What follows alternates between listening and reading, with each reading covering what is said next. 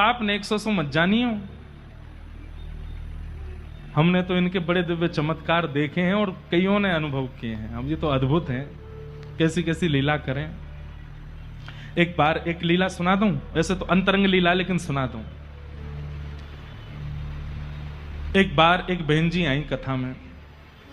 उन बहन जी की प्रबल इच्छा हो गई कि हमको व्यास जी से ब्याह करना है। तो बोले अब क्या करें। तो हमने कथा में कहा कि कल ठाकुर जी आएंगे कथा में, कल गिरधर लाल जी आएंगे, कल 56 भोग है। अमूमन कथाओं में 56 भोग वाले दिन ठाकुर जी आते हैं। तो उन बहन जी ने मन बना लिया कि अगर मेरी और लाल जी की पोशाक एक हुई, एक से रंग हुए, तो मैं मान जाऊंगी कि लाल जी संकेत कर रहे हैं कि नहीं, इन्हीं व्यास जी से ही करो।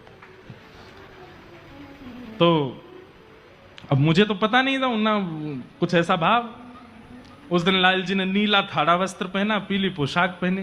और वो बहन जी भी सोच रही होंगी कि आज नीली पटका, और हम भी वैसे ही पहन के जाएं, वही पीली पोशाक और नीला पटका।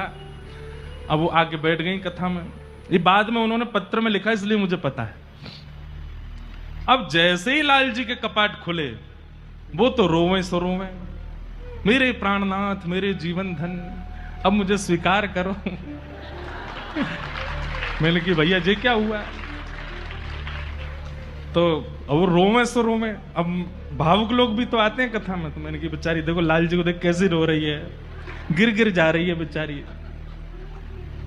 फिर उन्होंने एक पत्र भिजवाया, तो पढ़ लेता हूं मैं कभी कभी, जो लोगों की जिज्ञासा आती है, कईयों के भाव आते हैं सब। जैसे ही मैं पढ़ा, वो पहले ही दिनांक लिखा था, एक रात पहले का, कि इस दिनांक को मैं ये पत्र लिख रही हूं और कल मैं पीली पोशाक पहन के उस पर नीला ये पहन के जाऊंगी। अगर लाल जी यही पहन के आए तो मैं मान जाऊंगी कि लाल जी की आज्ञा है कि तुम व्यास जी का ही वर्ण करो। मैंने कि लाल जी ये कैसी लीला करते हो आप। अंदर आकर के कक्ष में तो देखे तो लाल जी मंद मंद मुस्कुरा रहे थे। बोले आनंद आ गए हो, आज आनंद आया हो।